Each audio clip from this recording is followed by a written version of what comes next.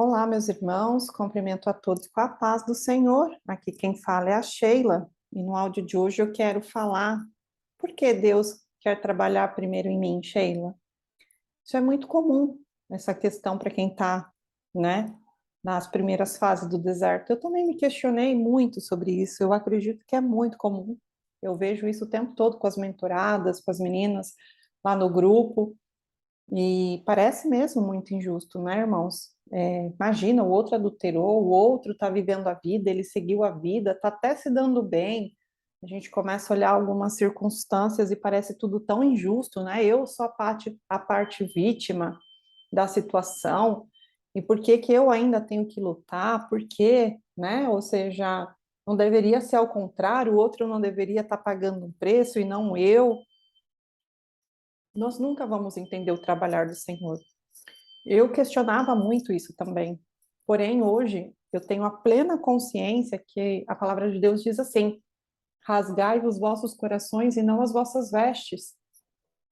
É literal, o Senhor quer que a gente rasgue o nosso coração na presença dele, né? Ou seja, que a gente realmente derrame-se ali diante do Senhor. E eu entendo perfeitamente que aquele momento onde eu estava totalmente destruída, que a única saída que eu via era o Senhor, e eu coloquei o meu coração diante dele, ele me falou qual era a vontade dele, que era salvar a minha casa e a minha família. Aceitar essa circunstância já é outra história, né? Se fosse fácil fazer a vontade de Deus, a gente não teria visto José, né? Ou seja, José não escolheu ser governador. Mas qual foi o preço que ele pagou para que a vontade de Deus se cumprisse? Ser jogado no poço, ser vendido como escravo, trabalhar na casa de Potifar, ser perseguido pela mulher de Potifar, ser lançado na cadeia. E com isso ter vivido 13 anos essa vida, até o Senhor colocar ele como governador. Davi não escolheu ser rei, né? O Senhor escolheu ele. E o que aconteceu com Davi? Foi colocado lá com Saul, né? Matar um gigante não foi a pior luta de Davi. Foi fugir de Saul, fugir daquele que ele esperava que o amasse. E fugiu por 17 anos, segundo a Bíblia, né? Ou seja, se misturou com os cananeus, lutou no exército contrário, teve a oportunidade de matar Saul. Fugiu mesmo. Você imagina uma pessoa ser perseguida por outra para matá-lo? Irmãos, eu vejo tudo isso como um processo. Esses homens não viveram milagres, eles viveram um processo. O que significa esse processo? O Senhor forjando o caráter. José era apenas um menino, não tinha condições alguma para ser governador. A única coisa que ele era diferente, eu acredito que por ser o filho da mulher que Jacó mais amou, ele era mais cuidado pelo pai, e o pai o ensinou, era o único alfabetizado. Então, assim, o Senhor viu ali que poderia levantá-lo, porque Deus não escolhe pessoas capacitadas, mas ele capacita os escolhidos. A Bíblia é muito clara com isso. Então, eu acredito que esse deserto aqui é um tempo de preparação. Preparação, essa manhã eu falava com uma mentorada, eu falava assim, nós não nos preparamos para o casamento. Alguém te ensinou a ser esposa, mãe? Alguém te ensinou os princípios? Minha filha tem 11 anos. Se você perguntar para ela com quantos anos ela tem que casar, antigamente ela falava 28, mas hoje ela entendeu que não é a idade, é o tempo certo, quando ela for independente financeira e emocional. Mas ela que é mulher sendo independente financeira e emocional, então o que significa que o marido dela já tem que ser também. Então ela entendeu que ela não pode se casar estando ainda estudando, por exemplo.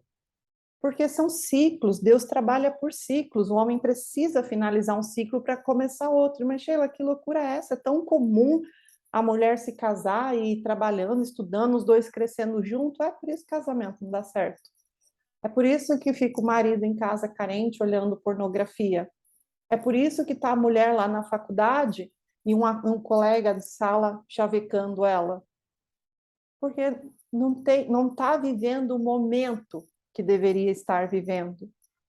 A Bíblia é muito clara, isso aqui que eu estou dizendo para vocês não é machismo. Quando eu fui sentar para entender, porque eu estava passando pela segunda vez por um deserto, eu olhei e falei, gente, eu não sei nada da vida. sabe? Ninguém me ensinou a cozinhar para eu me casar, ninguém me ensinou o caminho que eu deveria andar. Eu tive que aprender tudo apanhando mesmo, às duras penas, como se diz aí no mundo. Ou seja, hoje o deserto é o Senhor nos preparando para que quando a gente for viver a glória da segunda casa, a palavra dele realmente seja instituída em nossa vida, porque senão vai ficar vivendo a vergonha da primeira casa. Mas, Sheila, que loucura é essa? De onde você tirou que isso é um processo? Para mim, irmãos, eu tiro pela minha própria história e pela das pessoas que eu estou acompanhando, que a restauração do casamento não é um milagre em si. O milagre em si é todo o processo que nós estamos passando. Eu comentava com uma mentorada sobre o filme Peregrino. Quem não assistiu está lá no YouTube, assiste ele. É uma imagem feia, porque ele é antigo, mas vale a pena o esforço. Você vai ver que o cristão, que é o personagem principal, ele vai no caminho da peregrinação para a salvação, e ele vai sozinho. E você vai ver que vai haver distrações, levante, ele vai resistir o diabo, vai haver tempo de aprendizado, vai haver tempo que ele vai precisar confiar, vão distrair, ele vai ver pessoas tomando atalho e vendo que os atalhos levam à destruição. Ele vai olhar a momentos que pessoas vão induzir ele para um lado e ele tem que subir a montanha, ou seja, o caminho mais difícil ali era subir a montanha do que descer ali o que estavam sugerindo para ele, mas ele decidiu seguir a instrução que ele tinha recebido. Aí lá já tem uma parte que ele encontra com outro rapaz lá, que estava andando também no mesmo caminho que ele, só que esse rapaz lá no início, ele tomou um caminho diferente, ele pulou um muro. Na conversa dele, esse rapaz fala, mas era um rapaz que está seguindo o mesmo caminho que ele. Só que a jornada parecia muito mais leve. O cristão passou por uma cidade onde era só de pecadores, lá foi julgado, mas aquele rapaz não passou por nada daquilo. Ele, inclusive, se surpreendia e questionava a cristão se tudo aquilo era necessário. Aí, lá na parte final do filme, tem lá o lago que o cristão e o outro amigo dele, que eu não lembro o nome, que continuou ali a caminhada com ele, começa a se afogar. Quando eu vejo, assim, essa cena dele se afogando, mas eu vejo que não é nenhum levante do maligno, eu entendo perfeitamente que, assim, chega um momento que você está tão pesada a luta que você começa a se afogar assim na circunstância que você está vendo, de tudo que você está passando, ou de tudo que você passou. Mas ali mostra perfeitamente que a persistência faz você andar um pouquinho mais, porque a porta da salvação está logo à frente. E aí esse rapaz que passou pelo processo, mas tudo foi muito leve, ele passa até de barquinho, assim, sabe? O cristão lá se afogando e ele passa de barquinho. O que acontece quando chega na porta da salvação, que vem o anjo ali? O cristão pergunta para o anjo dá os parabéns para ele, e o cristão pergunta: e a minha família? O anjo responde: sua família recebeu hoje o convite da salvação. Ou seja, a esposa, os filhos que ficaram iam ter que percorrer o mesmo caminho. Entendeu? E aquele rapaz que tudo foi muito leve, tudo foi muito fácil, ele não recebeu a salvação. Se vocês assistirem lá, você vai ver que o anjo fala para ele assim: você pulou etapas do processo. Faz muito tempo que eu assisti esse filme e eu não consigo relatar ele certinho ao pé da letra. Quando eu assisti esse filme, estava no deserto, eu fiquei pensando: olha só que coisa, né? Aí eu lembrava de algumas pessoas que eu conheço que, quando aconteceu a quebra da aliança do casamento, se separaram e se casaram de novo. Será que era um caminho, esse caminho mais leve, mais suave para a peregrinação? Será que eles serão salvos? Eu não estou julgando ninguém, não, irmãos. O Senhor sabe muito bem disso. Mas aí eu penso, por que que uns o Senhor chama para essa luta e para outros parece ser leve, não tem problema, eu posso divorciar e casar de novo? E você olha, a vida parece tão tranquila. O caminho da peregrinação para eles até a salvação parece que tem descanso, parece que há refrigério, parece que vai atravessar as dificuldades de barquinho. Assiste o filme lá que vocês vão entender o que eu estou falando. Aí é onde eu vejo que é melhor a gente tomar aquilo que nós estamos vendo na Bíblia com clareza e entender que nós estamos passando por um processo que vai levar à salvação. Então, quando eu penso que Deus está trabalhando primeiro em mim, eu logo penso do cristão do filme do Peregrino,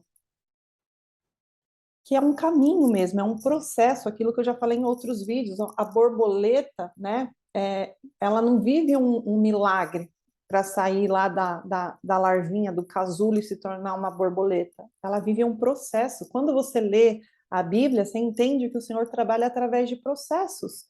José era um menino, né? A única coisa que sabia era ler, os irmãos não. Ali o Senhor deu a promessa para ele, através do sonho, mas ele viveu um processo. Foi jogado no poço, foi vendido como escravo, foi trabalhar na casa de Potifar, ou seja, a primeira oportunidade de governar, governou algo pequeno, uma casa. Depois foi lançado da prisão, governou algo maior, porque eu imagino que a casa de Potifar já não era uma casinha, né? Para você ter um governante, então, né? E era um general do exército, né? De Faraó, então, ou seja, era um homem de muitas posses. Aí a prisão já eram muitos homens, né? A prisão do Egito ele governou. Então já era um ambiente maior, porém estava ali, guardado debaixo dos olhos de Deus, para depois sim, de toda a sabedoria, de tudo que ele aprendeu, de todas as lições que ele tirou, ser colocado num trono de glória. Ou seja, ser realmente colocado uma coroa em sua cabeça, como governador, o segundo maior do Egito. A Bíblia relata que Faraó tirou a aliança do dedo dele e colocou no de José, porque aquilo representava como a assinatura de Faraó. O que José assinasse estava assinado. A mesma coisa nós, irmãos. Deus nos reservou hoje, né? Quem está passando por esse processo de deserto, quem passou, justamente porque nosso coração foi rasgado diante da presença dele e ele revelou a verdade. Será que essas pessoas, igual eu estava falando, né, que eu via que parecia que o caminho estava mais leve porque desistiram do casamento, nunca lutaram, na verdade, as pessoas que eu estou citando aqui para vocês. Simplesmente o negócio se rompeu, eu não mereço isso, Deus não tem isso para mim, eu vou seguir minha vida. Será que elas algum dia oraram perguntando a vontade de Deus para a vida delas? Aparentemente é muito mais leve mesmo isso. Mas Sheila, se estão lá, por que Deus não revela? Irmãos, é nós que temos que dar o primeiro passo. Nós não somos marionete do Senhor. Então, assim, se você hoje está olhando para a tua vida e você não está entendendo nada, por que você está tendo que pagar o preço, sendo que você olha ao teu lado e você não está vendo essa circunstância acontecer? Sabe o que você tem a perder? Nada. Nada, porque ainda que chegar lá, diante do Senhor, no dia do juízo final, o Senhor falou assim, filho, filha, não precisava ter lutado, podia ter se casado de novo. Você vai dizer assim, mas eu preferi não correr o risco de errar. Irmãos, eu tinha muito medo disso. Eu falava assim, eu já errei uma vez, eu não posso correr o risco de errar de novo. Então, quando Deus está nos chamando para trabalhar em nós, somos o cristão do filme O Peregrino. Nós vamos passar por um processo. Nós viemos a vida toda quebrando vários princípios. Eu olho a minha vida, eu não fui uma mulher promíscua, eu consigo contar nos dedos, assim, não dá nem uma mão cheia de namorados que eu tive, não dá mesmo. Sabe assim?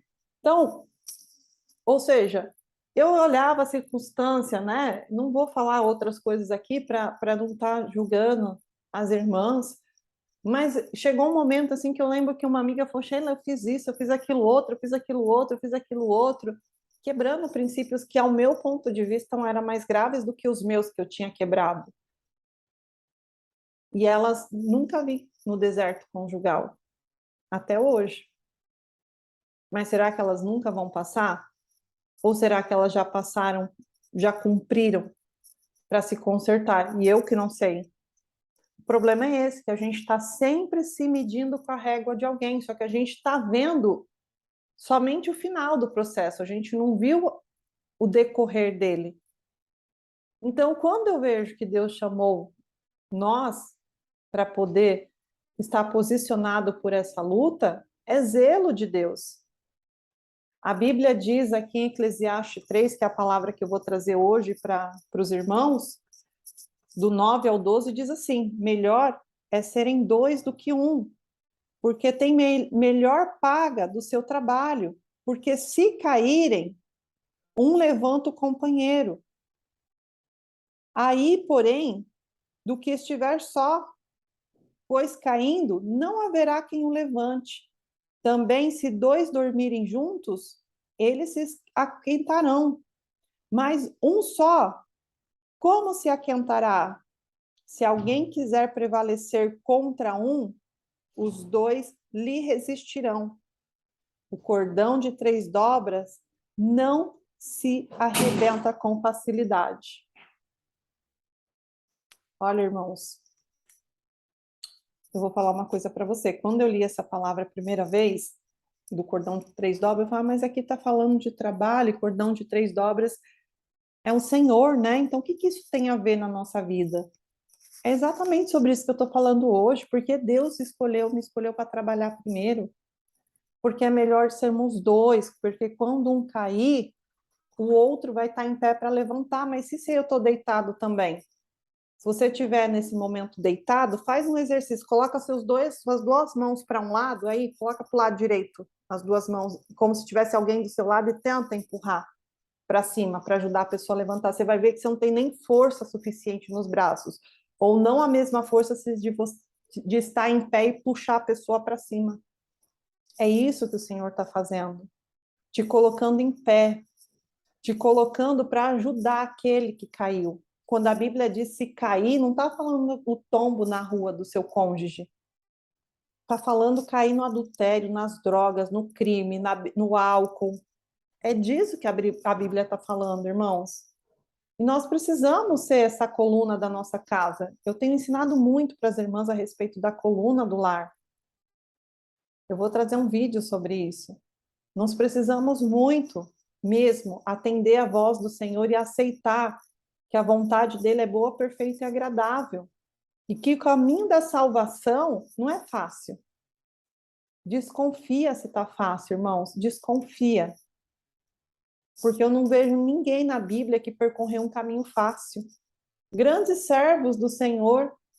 Você viu aí todas as batalhas que viveram.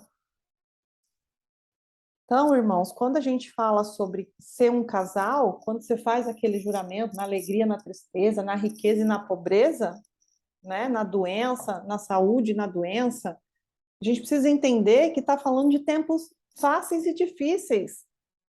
Nem sempre é literal naquilo que nós estamos declarando ali. Mas é fácil amar na alegria, é fácil amar na riqueza, é fácil amar na saúde. Quero ver você amar na tristeza, na enfermidade, no adultério. Quero ver você amar desse jeito. Mas o Senhor, nós adulteramos a vida toda contra Ele. Eu adulterei a vida toda contra Deus, quebrando princípios. Adulterei a vida toda contra Deus, quebrando mandamentos. Eu não me dava bem com a minha mãe.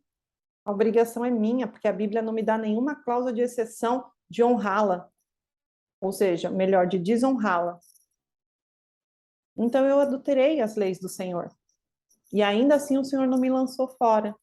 Então será que quando o Senhor nos chama para realmente nos posicionar e lutar pela nossa família, será que é tão injusto assim? Será que Cristo, que não teve culpa dos nossos pecados e ainda assim se entregou à morte por amor de nós, será que se ele pensasse assim, será que ele teria se entregado à morte de cruz? Irmãos, Deus é longâmino, mas ele também é justiça. E eu tenho certeza absoluta, absoluta, se para você não faz sentido ainda, daqui a um tempo você vai estar glorificando a ele por esse deserto. Porque a gente achava que conhecia Deus. Mas assim como Jó, que declarou, antes eu te conhecia de ouvir falar.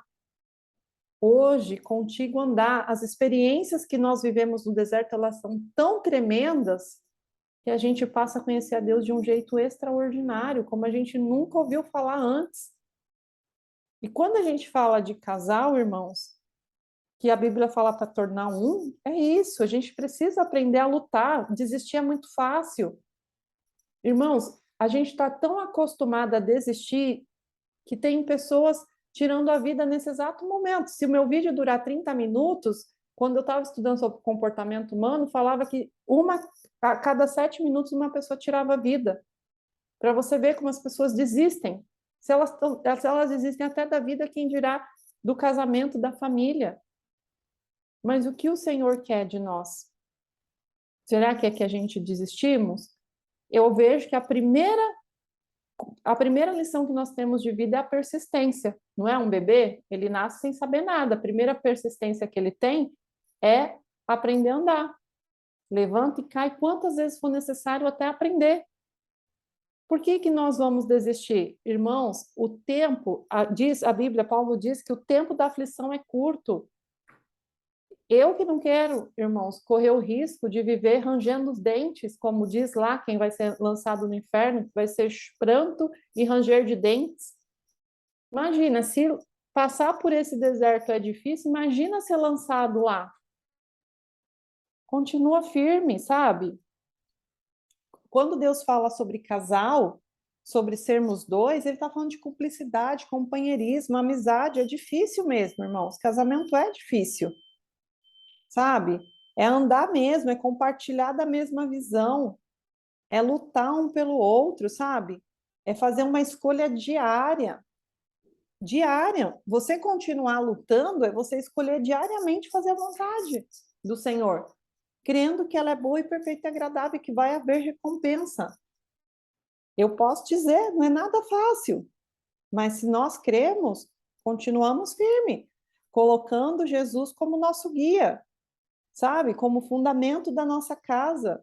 Não é fácil, não. Só dessa maneira a gente vai realmente viver a glória da segunda casa, colocando Deus como o cordão de 3 dobras desse casamento, que não se romperá fácil.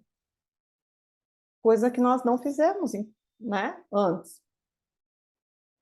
Mas agora é alicerçar na rocha e realmente trazer Cristo, nem que seja através dessa batalha, entender que todo mundo passa por um deserto. Todo mundo passa e todo mundo vai passar. Se está na Bíblia, vai se cumprir na vida de todo mundo, do ímpio, do justo, dos que se creem mais justos ainda. Eu não me creio, irmãos, não creio que eu sou digna de nada. Tudo que eu tenho recebido foi favor imerecido, foi a graça do Senhor sobre a minha vida. Porque quando nós entendemos como nós somos falhos, como nós somos pecadores, a gente passa a entender que a graça do Senhor é realmente um favor imerecido. Irmãos, a gente não conhecia nada da vida. Quando caí no segundo deserto, eu falei, meu Deus, eu entendi que eu não sei nem beber água direito. Ninguém me ensinou, irmãos, como ser esposa, como ser mãe. Sabe, assim, trabalhando, estudando, totalmente desconectado da casa, da família. Quando a Bíblia diz lá em Gênesis que o Senhor dá a condenação a Adão, do suor da sua testa comerá. O Senhor estava falando literal, ou seja, só passar o dedo na testa e colocar na boca que você vai estar comendo? Não, ele está falando do trabalho árduo pela vida toda, para o homem. E para a mulher, as dores de parto. Já falei sobre isso aqui no canal. O Senhor está falando só daquele tempo de dor o bebê nascer? Não, está falando da edificação da casa, de você gestionar a sua casa, de você gerir a sua casa, de você cuidar da sua casa. Aí é que entra, né, irmãos? Então, ou seja, você imagina, né? Eu tenho uma filha de 11 anos. Eu ensino ela. O tempo certo de casar, meu amor, é depois que você se formar, se você tem o sonho de ter uma carreira profissional. Aí sim, que aí você vai trabalhar e você vai cuidar do seu lar. Porque por muitas pessoas passando por carência afetiva, que está trabalhando, estudando e está casado. Está pulando fases do processo, está pulando fases do ciclo de vida. Para se casar não tem idade, irmãos. Tem circunstância, que é você ser independente emocional dos pais e independente financeiro também dos pais. Só que a independência financeira, ela só vem, né, quando você pode realmente cuidar da sua casa em todos os sentidos. Então, assim, você trabalhar e estudar enquanto está casado, é muito comum, mas dá ruim. É o marido que está em casa enquanto a esposa está estudando e está carente, aí vai para a pornografia, vai para o bate-papo. É a mulher que o marido está trabalhando, estudando e está em casa, e aí vai no supermercado, o homem começa a fazer como a cobra lá no Éden, chavecar ela, ou ela lá na faculdade sendo chavecada. Por que você acha que muita gente tem insegurança com isso? Porque não foi feito para dentro do casamento, foi feito para viver ciclos. Então, assim, na cabeça de vocês, de quem não concorda, realmente nunca vai fazer sentido isso. Mas para quem viveu isso, sabe a desconexão que isso causa dentro do casamento. Então, irmãos, a gente precisa entender que hoje o que está acontecendo é um processo para que Deus possa nos edificar, salvar a nossa vida e mandar o convite para o nosso cônjuge. Mas, Sheila, isso vai acontecer? Vai acontecer. Se você for fiel, o Senhor será fiel com você. Eu tenho certeza, porque nós que somos infiéis, se a gente consegue ser fiel, imagina ele que sempre é fiel. Aliás, isso é um adjetivo dele, né? Uma característica dele, não é nossa. A nossa é ser infiel. E aí é onde a gente precisa entender a importância da gente pagar o preço e um dia chegar e falar: Senhor, eu venci. O Senhor foi fiel comigo e eu venci. Fácil não é, irmãos. E nunca vai parecer fácil. Por quê? Porque a palavra dele diz, do Senhor, né? Que a glória será somente dele, porque ele não divide a glória dele com ninguém. Então, se não for, se parecer fácil, não haverá glória. Glória é uma palavra muito forte, muito pesada, tem um significado de peso, realmente, que quando você para ver, é além, significa que é algo além das circunstâncias, né? Como se fosse dizer assim no nosso dito popular, algo extraordinário, né? Um feito heróico, algo muito grande. E a gente, homens, somos limitados, mas o Senhor não. Ele é ilimitado. E eu creio que quando nós pararmos na porta da salvação, assim como foi lá com o cristão do filme, vai ser também com a gente, né? Seja com cada um de nós, né? A nossa família receberá o convite. O Senhor puxando eles também. Naquele momento, né? Eles vão perguntar para o Senhor qual é a vontade boa, perfeita e agradável. E o Senhor vai mover. O Senhor vai fazer. E eles também serão salvos. E a gente precisa crer. Lembra, lá em Hebreus 11 diz que a fé é o firme fundamento, ou seja, a certeza absoluta das coisas que a gente espera, porém que a gente não vê. Se eu estou esperando sem ver, é porque ela não existe ainda. Não aos meus olhos. Então, aguenta firme, irmãos. Aguenta, segura a mão de Deus e vai. Amém? Que Deus abençoe muito a casa, a vida de vocês, a família, os filhos, em nome de Jesus.